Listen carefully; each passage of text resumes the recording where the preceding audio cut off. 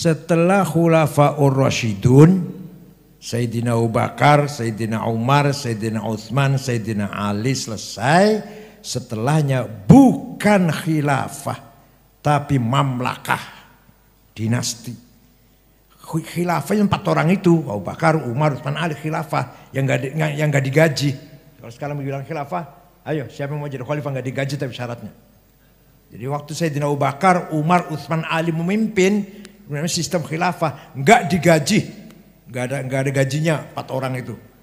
Ya kalau Sayyidina Utsman sugih, kalau Sayyidina Ali yang miskin, Umar juga miskin, Abu Bakar lumayan, Utsman kaya Utsman.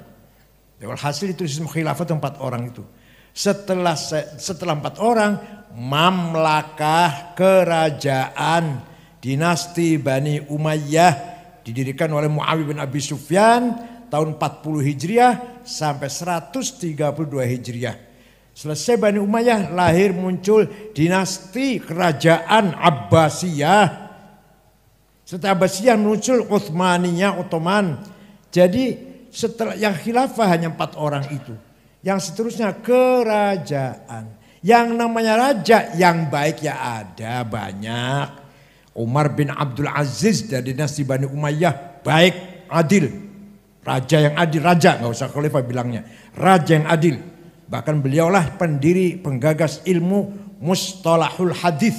Beliau ini penggagas ilmu mustalahul hadis. Ketika hadis banyak yang palsu, bagaimana metode menseleksi hadis, beliaulah penggagasnya. Umar bin Abdul Aziz yang berkuasa tahun 99 sampai 101. Hanya 2,5 tahun. Kemudian dari khilafah Bani Abbasiyah yang banyak, yang bagus banyak.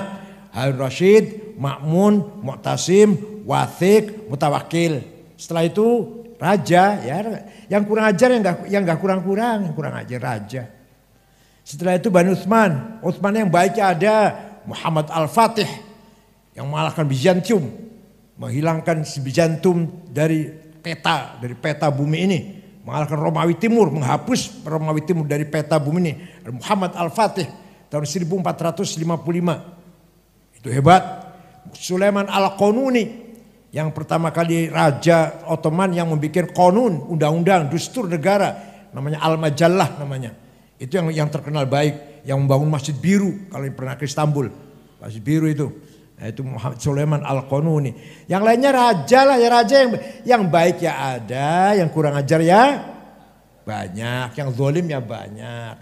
Nah sekarang sebenarnya apa khilafah itu? La alaqata bil aqidah au bis syariah. Yang namanya khilafah tidak ada kaitannya dengan akidah maupun syariah. Itu adalah amrun min umurid dunyawiyah. Beda dengan Syiah.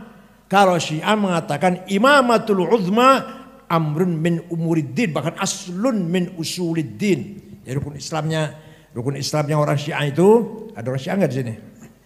Ya enggak apa-apa. Syahadah, sholat, puasa, zakat, haji, imamah. Harus meyakini adanya imamah. Awwal wajibin al insan ma'rifatul imam. Pertama kali wajib bagi anak kecil melek. Kalau kita ma'rifatullah kan, kenal dengan Allah, dikenalkan dengan Tuhan. Pertama yang wajib bagi anak kecil, orang tuanya harus mengenalkan kepada Tuhan anak kecil itu. Kalau orang Syiah tidak, pertama kali wajib manusia itu orang tua harus mengasih tahu anaknya mengenal siapa imam. Imam ada 12 menurut Syiah Iran. Ada yang bilang 7 menurut Syiah Libanon. Ada yang cuma 3 menurut Syiah Kisaniyah. Kalau cerita Syiah nanti panjang lah. Oh, hasil begitulah. Jadi hasil kecuali Syiah yang menganggap bahwa sistem politik itu termasuk aslun min usuliddin, prinsip agama. Kalau Ahlussunnah Jamaah masalah politik terserah di situ, terserah amrun umur dunyakum.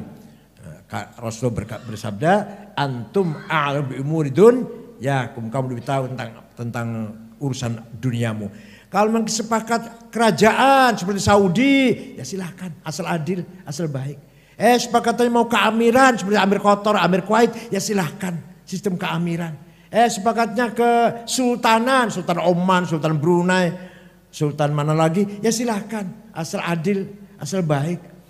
Di sini kita sepakatnya Jumhuriyah Republik, ya silahkan. Walaupun memang kita semua harus tahulah sistem Jumhuriyah Republik ini datangnya dari Barat.